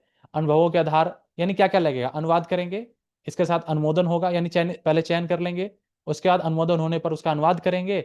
और अनुवाद होने के बाद जो आपके अनुभव होंगे उसको 1500 शब्दों में उसी में टिप्पणी बना के लिखेंगे आप। और उसके बाद उसका मूल्यांकन किया जाएगा। तो हम बात करें तो हिंदी, अब कौन सा क्या करें कि भाई विषय जो है मानक स्तरीय हिंदी से अंग्रेजी अथवा अंग्रेजी में लिखित भारतीय तथा विदेशी पुस्तक भी हो सकते हैं, शोध का हो सकता है, और भी अलग अलग विषय हैं जिसमें आप चुन सकते हैं। तो देखिए कहाँ कहाँ के कौन कौन सी किताबें हो सकती हैं। तो प्रशासन संबंधित किताबें हो सकती हैं, ये सब आप देख लीजिए, WHO और ये सब। विज्ञान संबंधित पुस्तक आप ले सकते हैं, भौतिकी, रसायन विज्ञान, जीव विज्ञान, होम्योपैथी, गणित, सांख्यिकी, इन सब की पुस्तक आप ले सकते हैं अगर अनुवाद नहीं हुआ है। सामाजिक विज्ञान से रिलेटेड आप किताब ले सकते हैं। साहित्य और मानविकी, इसमें सबसे आसान, ज्यादातर लोग यही चुनते हैं, कविता कहानी की किताब लेते हैं, नोवेल लेते हैं साहित्य का, उपन्यास लेते हैं, नाटक लेते हैं, एकांकी लेते हैं, निबंध लेते हैं, जीवनी ले सकते हैं, रिपोर्टाज, यात्रा वृत्तांत, ये सब आप ले सकते हैं। कोई भी इस मतलब इस सब्जेक्ट टाइटल से आप रिलेटेड बुक चयन कर सकते हैं। व्यवसायिक हो सकता है, मीडिया हो सकता है, वाणिज्यिक, बैंकिंग, पूंजी बाजार, समकालीन विमर्श और विविध, अलग अलग। इसके अलावा भी अगर कोई बुक आपको लगती है तो कर सकते हैं, लेकिन इसका अंतिम निर्णय आप भेजेंगे वो हेडक्वार्टर ही करेगा। देखिए अब इसमें अगर प्रस्ताव भेजते हैं तो उसमें क्या क्या लगाना है, आपको मैंने डेमो दिखा दिया, वही चीजें यहां लिखी गई हैं, आप इससे ही मैच कर सकते हैं। सबसे पहले चयनित पाठ का आप शीर्षक, फिर चयनित पाठ की प्रकृति लिखेंगे उसमें जो आप जो बना रहे हैं प्रपोजल, फिर पद्धति, प्रक्रिया, रणनीति आप लिखेंगे, प्रयुक्त किए जाने वाले शब्दकोश लिखेंगे, और प्रस्ताव, संकल्पना या किस तरीके से, तो वही आपको हम इससे पहले जो है आपको मैंने बताया था कि ये सारी चीजें उसमें लिखनी है। वही सारे टाइटल्स यहाँ दिए गए हैं जो आपको मैंने दिखाया है प्रोजेक्ट का सैंपल, वही आपको अभी ये इस तरीके से ही है, ठीक है। ये सब लगा के उसके बाद तत्संबंधी केवल यह सुनिश्चित कर लें कि आपके द्वारा पहले से अनुवाद न हुआ हो। इसमें क्या लगाना है, सबसे पहले अनुलग्न क को भरना है। प्रस्ताव स्वयं तैयार करना है, अगर अध्ययन केंद्र या किसी शैक्षणिक का मार्गदर्शन नहीं लेना है। यह भी ध्यान रखिए कि अध्ययन केंद्र यानी स्टडी सेंटर को फॉरवर्ड नहीं करना है, इसको कहां भेजना है, तो अनुवाद और प्रशिक्षण विद्यापीठ यानी दिल्ली भेजना है इसको आपको, ठीक है। आप ये सब कुछ आप अटैच कर लीजिए जो परफॉर्मा आपको दिखाया। तो लिफाफों पर आप ये जरूर लिख दीजिएगा परियोजना कार्य प्रस्ताव, इसको जरूर मेंशन करिएगा। और किस किस पते पे भेजना है आपको, ये प्रपोजल भेजना है। प्रपोजल आपका इस एड्रेस पे जाएगा, कार्यक्रम समन्वयक पीजीडीटी कार्यक्रम, इस तरीके से मैदान गढ़ी वाले पते पे जाएगा। ये आपका एड्रेस लिखा होना चाहिए, फ्रॉम और टू करके लिफाफा में, बड़े साइज का लिफाफा रखिए। उसमें आप जो इसके साथ जो आपने बाइंडिंग की हुई कॉपी है उसको लगाइए, अच्छे से उसको टेप वगैरह मारिए, आगे से इसका प्रिंट लेके नहीं होगा तो चिपका लीजिए या स्केच से लिख दीजिए, ठीक है। अगर आपका परियोजना अस्वीकृत होता है तो आपको मेल पे आएगा कि अस्वीकृत हुआ या संशोधन हो गया है या इतने से इतने पेज हो गया, इससे ज्यादा आगे आप करिए। उसके बाद क्या क्या करना है, तो एक प्रति संभाल के अपने पास जरूर रखना है, डाक से भेजें, समय से भेजिएगा। अगर जनवरी से जैसे शुरू करना है तो आप पहले से तैयार करके रखिए इसको, और जनवरी 1 तारीख को, आप 2 तारीख को, 5 तारीख को जनवरी में भेज दीजिए। 10-15 दिन बाद अप्रूवल आ जाएगा, उसको बना के फिर 31 मई से पहले पहले यानी मार्च अप्रैल तक ही जमा कर दीजिए।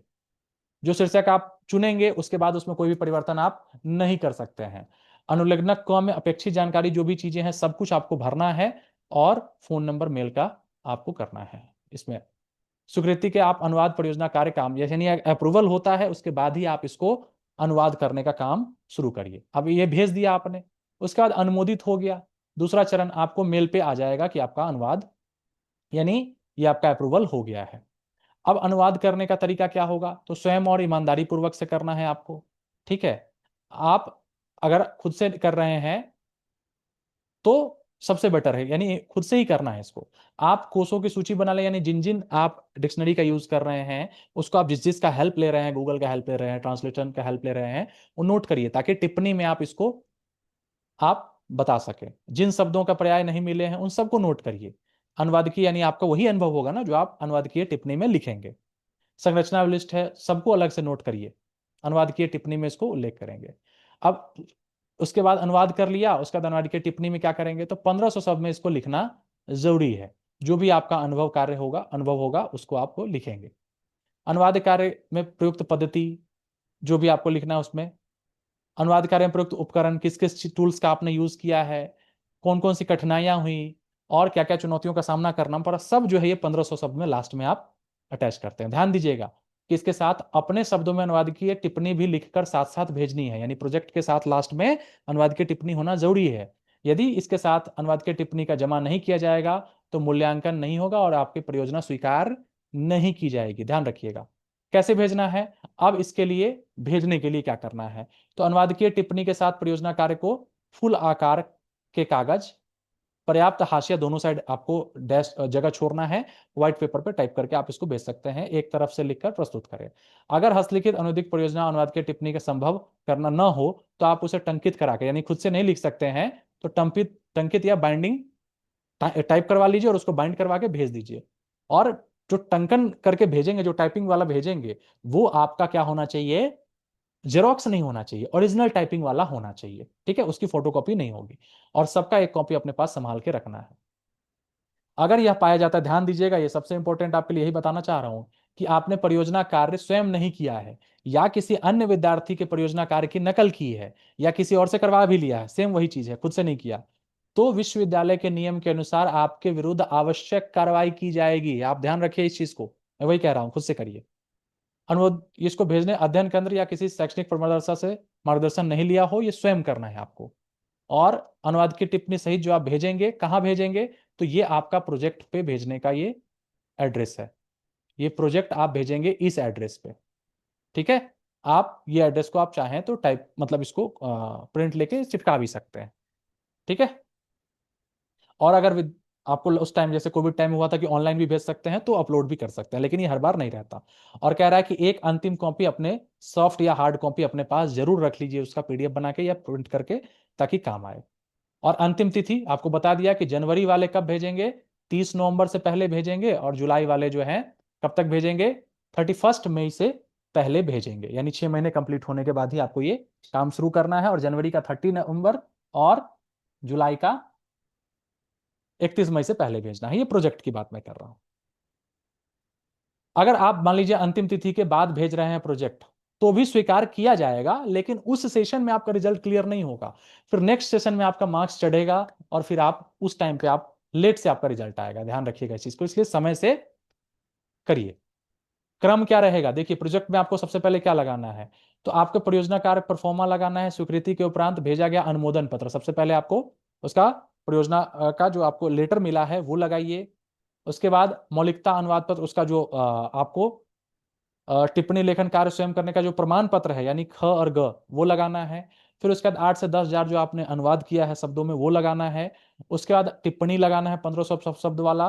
और उसका चयनित पाठ का यानी जो सुपाठ्य जो ओरिजिनल कॉपी जिसका आपने अनुवाद किया है वो भी आपको लगाना है। मूल लगा सकते हैं या फोटो कॉपी।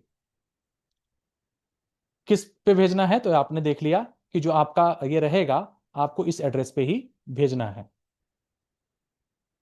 अनुरोधों के साथ सीधे विश्वविद्यालय के निम्नलिखित पते व्यक्ति रूप यानी जाके व्यक्तिगत रूप से या पंजीकृत डाक से जाके आप भेज सकते हैं। और ये परियोजना जो है, परियोजना सॉरी मैंने यहाँ प्रोजेक्ट लिख दिया था ना, ये प्रपोजल, प्रपोजल भेजने का देखिए लिखा गया है ना, परियोजना को इस पे भेजना है, ठीक है, ब्लॉक 12 वाले एड्रेस पे, और प्रोजेक्ट को मैदानगढ़ी भेजना है, ये प्रोजेक्ट वाला आपका एड्रेस रहेगा। एक बार पढ़ लीजिएगा ध्यान से। 100 है, आपको 40 लाना है, और आप किसी मुद्रित या अमुद्रित परियोजना के प्रति उससे नकल से बचे, अन्यथा आपका परियोजना कार्य निरस्त कर दिया जाएगा। लगेगा कि किसी और से बनवा रहे हैं कुछ, तो आपका ये निरस्त कर दिया जाएगा, ठीक है। अनुभव लिखिए। पश्चात अगर आपको 40% से कम मिलते हो तो पास में, ये आपको बता दिया है सब कुछ। देखिए एनेक्जर क जो है ये आपका प्रपोजल में लगेगा, फिर ख और ग जो है वो आपका ये प्रोजेक्ट में लगेगा, ठीक है। इसी का आप प्रिंट ले सकते हैं, इसका पीडीएफ है ऑलरेडी। अब हम बात करते हैं प्रोजेक्ट। तो प्रोजेक्ट का सैंपल आपको दिखाता हूं। सबसे पहले क्या लगाना है, तो ये इंडेक्स लगाना है, ध्यान रखिए ये इंडेक्स आप लगाएंगे, इसके अंदर हम यानी प्रोजेक्ट में हम क्या क्या लगा रहे हैं, ये आपका फाइनल हम बढ़ रहे हैं, ये फाइनल जो प्रोजेक्ट यानी अनुमोदन हो गया, आपको मिल गया लेटर सब कुछ। उसके बाद तो इसमें क्या क्या रहेगा, एनेक्सर ख रहेगा सबसे पहले, फिर एनेक्सर ग रहेगा, इग्नू का आईडी कार्ड रहेगा, अप्रूवल लेटर जो मिलेगा मेल पे उसका प्रिंट रहेगा, अप्रूवल लेटर में नेम लिस्ट जो उसके साथ अलग से आएगा वो रहेगा, ट्रांसलेशन वर्क रहेगा, फिर टिप्पणी रहेगा, और जो ओरिजिनल बुक जिसका आपने अनुवाद किया है वो रहेगा जेरोक्स, ठीक है। और फिर उसके नीचे नेम, इनरोलमेंट नंबर, आरसी आपका कौन सा है और ईयर कौन सा है, यानी सेशन जो है वो लिख दीजिएगा। देखिए, और एनेक्सर के इंडेक्स के बाद एनेक्सर क लगाइए, ये सब कुछ आपने इस तरीके से भर के आपको सब कुछ लिख के साइन वाइन करके, फिर उसके पीछे क्या लगेगा, एनेक्सर ख लगेगा, सर्टिफिकेट कि भाई ये मैंने किया है। इसके बाद आईडी कार्ड आप लगाएंगे, ध्यान से देखते चलिए, आप चाहें तो पॉज कर सकते हैं। उसका जो अप्रूवल लेटर जो मेल पे आता है ना, इस तरीके से आता है। तो एक तो आपका मेल आएगा जिसमें ये सारे लोगों का मेल यहाँ पे लिखा रहता है, इसलिए मैंने इसको हाइड कर दिया। और उसके नीचे रहेगा कि प्रिय शिक्षार्थी, आपका ये ऐसे ऐसे अप्रूव कर दिया गया है, तो इसको हाईलाइट कर दीजिएगा हाईलाइटर से कि अप्रूव हो गया है आपका, और इसको अटैच कर दीजिएगा, ठीक है। और ये जो है उसके साथ लिस्ट रहेगा, अप्रूवल लिस्ट बोलते हैं इसको। इसमें क्या क्या छिपा है, तो देखिए नेम, मोबाइल नंबर, ये सब, एनरोलमेंट नंबर, ईमेल आईडी, ये मैंने आपको हाइड कर दिया है। और इसके बगल में जैसे किसी का किताब का नाम रहेगा, पृष्ठ संख्या रहेगा इतना से इतना तक, और कौन सा अनुवाद करना है, तो अंग्रेजी अनुवाद जैसे इनको करना है, तो इनका नॉट अप्रूव्ड है। आपका जैसे ये है कि आपने ये सिलेक्ट किया है इतने से इतने पेज नंबर तक, और ये अप्रूव्ड हो गया, ठीक है। तो अप्रूव्ड है, इसको आप हाईलाइट करके ये पेज आप लगा दीजिएगा बस। उसके बाद आप परियोजना कार्य जो है आपका, वो आप इसको अटैच करेंगे। जो आप जैसे इंग्लिश से हिंदी इन्होंने किया है, तो ये इन्होंने टाइप करके ऐसे इसको अटैच किया। ये सारा पेज अटैच करने के बाद इसके बाद क्या करेंगे, फिर देखिए लास्ट में ये टिप्पणी लगाए हैं, आपको मैं दिखाता हूं। देखिए यहाँ पे इन्होंने अनुवादकीय टिप्पणी जो है 1500 शब्दों में इन्होंने लगाया है। ये देखिए, ये इनका ट्रांसलेशन कंप्लीट हो गया, जैसे इंग्लिश से हिंदी इन्होंने किया वो ट्रांसलेशन कंप्लीट हो गया। उसके बाद उसके नीचे इन्होंने लगाया अनुवाद की ये टिप्पणी, ऐसे करके लिखा इन्होंने कि मुझे अनुवादक बनने की बहुत दिलचस्पी थी, इसलिए मैं शामिल होना चाहती थी, ऐसे पाठ्यक्रम अच्छी तरह से अनुवाद करना सीख सकती थी, अभ्यास, ये सब आप इससे हेल्प ले सकते हैं। मैं धीरे धीरे स्क्रॉल कर दे रहा हूँ। उसके बाद इन्होंने क्या क्या अनुभव किया, ये सब कुछ इन्होंने लिखा। अनुवाद कार्य में प्रयुक्त पद्धतियां क्या क्या आप इन्होंने यूज किया, भावानुवाद किया है, ठीक है, और सब शाब्दिक अनुवाद, भावानुवाद, और इन सब इन्होंने पद्धति को यूज किया है। आंशिक अनुवाद, रूपांतरण, छायानुवाद, ठीक है, अनुवाद में कुछ जोड़ना घटाना। कौन कौन से उपकरण का इन्होंने यूज किया है, तो कौन कौन से टूल्स का, जैसे गूगल ट्रांसलेट प्रमुख भूमिका इन्होंने निभाया इसमें, शब्दावली का, तकनीकी शब्दावली का प्रयोग किया है, और भी अलग अलग चीजें जो भी इन्होंने अनुभव किया वो लिखा है, ठीक है। धीरे धीरे आप देख सकते हैं इसको पॉज करके। ये सारा पीडीएफ जो है डिस्क्रिप्शन बॉक्स में जो लिंक है उसमें कुछ कुछ वर्ड्स जिनको इन्होंने मसूनी अनुवाद का प्रयोग किया है या लिप्यांतरण किया है, उन वर्ड्स को इन्होंने भी लिख दिया है, ठीक है। और उसके बाद लास्ट में जिस बुक का फ्रंट पेज है और जिस बुक से अनुवाद इन्होंने किया है उसका भी जेरोक्स जैसे लगाया था लास्ट टाइम, किसमें, प्रपोजल वाले में उन्होंने अटैच किया। बस इसी को अटैच, आपको बताया फाइनल प्रोजेक्ट जहां भेजना है वो वाला पता आप उसमें उस पते को उस पे अच्छे से लिख के बड़ा सा इन्वेलप लीजिए, उसमें वो बाइंडिंग करा के उसको डालिए, और उस इन्वेलप को अच्छे से टेप वगैरह डाल के एड्रेस डाल के आप इसको भेज दीजिए, बस आपका ये काम हो जाएगा। तो प्रोजेक्ट वर्क आपका इस तरीके से कंप्लीट हो जाता है। फिर जब प्रोजेक्ट कंप्लीट हो जाएगा असाइनमेंट के डेट के बाद, जैसे ही आपका फॉर्म भरने की तारीख आती है, यानी कि जैसे आप जुलाई सेशन है तो जुलाई सेशन वालों का एग्जामिनेशन फॉर्म कब भराएगा आपको बता दिया, यानी मार्च के बाद, जैसे एग्जामिनेशन का डेट जैसे ही क्लोज होगा उसके जस्ट बाद अगले महीने में एग्जामिनेशन फॉर्म स्टार्ट हो जाता है, ठीक है। तो एग्जामिनेशन फॉर्म ध्यान से भरिएगा। जैसे सितंबर है तो अक्टूबर और नवंबर में आपका एग्जामिनेशन फॉर्म भराएगा जनवरी सेशन वालों के लिए, और जुलाई सेशन वालों के लिए अप्रैल और मई में एग्जामिनेशन फॉर्म फिल होंगे। तो आप अप्रैल में एकदम ध्यान रखिएगा और एडमिशन पोर्टल पे जाके उसको चेक कर सकते हैं, और फिर आपका ये अप्रूवल हो जाएगा।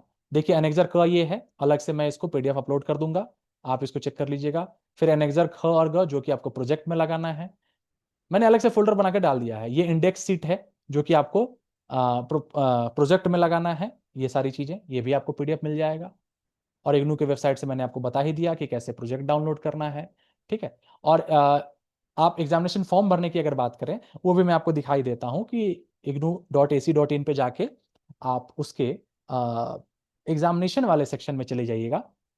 वहां पे आपको वो एग्जामिनेशन फॉर्म भरने का लिंक दिखेगा कि कौन से सेशन के लिए। जैसे यहाँ पे आप स्टूडेंट सर्विसेज में मैं चला गया, तो स्टूडेंट सर्विसेज में आप जैसे यहाँ जाएंगे, हम देखिए नीचे आएंगे, एग्जामिनेशन में सारा कुछ इसी ignu.ac.in वेबसाइट पे ही है।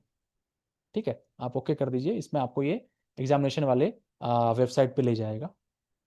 इसमें आप लॉगिन करेंगे, और लॉगिन करने के बाद आपको दिखाएगा कि री रजिस्ट्रेशन का ऑप्शन आता है, उसी में एग्जामिनेशन फॉर्म का ऑप्शन आएगा, उसमें जाके आप एग्जामिनेशन फॉर्म भरेंगे, प्रिंट उसका पेमेंट करेंगे, ये हो जाएगा। ठीक है, और एग्जामिनेशन देने के बाद आपको 45 दिन के बाद रिजल्ट आएगा, और मार्क्स अपडेट होंगे, उसके बाद आपका मार्कशीट और प्रोविजनल आएगा, और उसके बाद जो है नेक्स्ट कन्वोकेशन की डेट आप कन्वोकेशन वाले उसमें जाके चेक करते रहेंगे। कन्वोकेशन के लिए 600 रुपये का पेमेंट करेंगे, और आपको सर्टिफिकेट या तो जाके या आपको भेज दिया जाएगा। ये पूरा प्रोसेस रहा एक पीजीडीटी के एडमिशन से लेके फाइनल सबमिशन तक। तो उम्मीद है कि इस वीडियो बनाने का जो मेरा मकसद था, जो मैंने जिस सोच के साथ मैंने ये वीडियो बनाई कि आपको इग्नू पीजीडीटी का कंप्लीट इंफॉर्मेशन एक वीडियो में देने के लिए, वो आप तक पहुंच गई होगी। और भी अगर कुछ प्रश्न, मैंने तो वैसे सारे प्रश्न सम्मिलित करने के लिए कोशिश किया, जितने भी प्रश्न बन सकते हैं आपके, फिर भी अगर कोई प्रश्न रह जाए तो कमेंट बॉक्स में कमेंट करिएगा, मैं उसका रिप्लाई जरूर दूंगा। और डिस्क्रिप्शन बॉक्स में हमारे व्हाट्सएप ग्रुप, टेलीग्राम ग्रुप सभी का लिंक है, आप उससे ज्वाइन भी कर सकते हैं। और ये सारे जो पीडीएफ हैं उसका लिंक मैं डिस्क्रिप्शन बॉक्स में drive PGDT documents related documents link करके वो ड्राइव का लिंक डाल देता हूं। उस ड्राइव के लिंक पे कोई भी जाके आप वहां से डाउनलोड कर सकते हैं। पीजीडीटी का फोल्डर है, और ये फाइनल प्रोजेक्ट का फोल्डर है, और आपका प्रपोजल वाला फोल्डर है। तो उसमें आपको उसका रिलेटेड कंटेंट मिल जाएगा, और इसमें इसका मिल जाएगा। ओके, उम्मीद है उम्मीद है कि यह वीडियो आपको पसंद आया होगा। और जो भी मित्र, भाई, बंधु जो भी आपको ये पीजीडीटी करना चाह रहे हैं या शुरुआत में एडमिशन लिया है, उनको किसी भी तरह की समस्या आ रही है, यह वीडियो कंप्लीट देखिए, आपको कंप्लीट इंफॉर्मेशन मिल जाएगी। और उसके बाद आप ये सारे काम इस तरीके से फॉलो कर सकते हैं। और खुद से पढ़िए, खुद से असाइनमेंट बनाइए, खुद से प्रोजेक्ट बनाइए। किसी का चक्कर में मत रहिए कि पैसे देके करवा लेंगे, सब बर्बाद चला जाएगा, पैसा कोई भरोसा करने लायक नहीं रहेगा आपका। ठीक है, खुद से बनाइए, सीखिएगा आप। और एग्जाम टाइम में आप प्रीवियस ईयर क्वेश्चंस को एक बार देखिए। इग्नू हमेशा प्रीवियस ईयर क्वेश्चंस और असाइनमेंट के क्वेश्चंस से क्वेश्चंस डालते हैं, मैक्सिमम क्वेश्चंस उससे रहते हैं। तो 2-3 साल का प्रीवियस ईयर क्वेश्चन उठाइए, और असाइनमेंट के क्वेश्चन उस साल का देख लीजिए, आप आराम से पास कर जाएंगे। पास करने के लिए तो कुछ नहीं सोचना है इग्नू में। ओके, और किताब आती है, हार्ड कॉपी मंगवा लीजिए, 300 रुपये लगते हैं, उसको भी पढ़िए। पढ़ेंगे क्योंकि सीखेंगे, और सीखेंगे और तो आपको एग्जामिनेशन एसएससी सीएसटी वाले में भी काम आएगा। और एक बार आपका पीजीडीटी कंप्लीट हो जाता है, साथ साथ एसएससी सीएसटी की प्रिपरेशन भी करते रहिए। अपना लर्नर्स फेलो का ढेर सारा ग्रुप है, और उसमें आप जुड़ के मदद ले सकते हैं। तो उम्मीद है ये वीडियो आपको पसंद आई होगी, और कोई भी समस्या रह जाती है कमेंट करिएगा। वीडियो पसंद आया हो तो वीडियो को लाइक करिएगा, दोस्तों के साथ शेयर करिएगा। मिलते हैं हम लोग फिर अगले वीडियो में, तब तक के लिए सभी को जय सिया राम।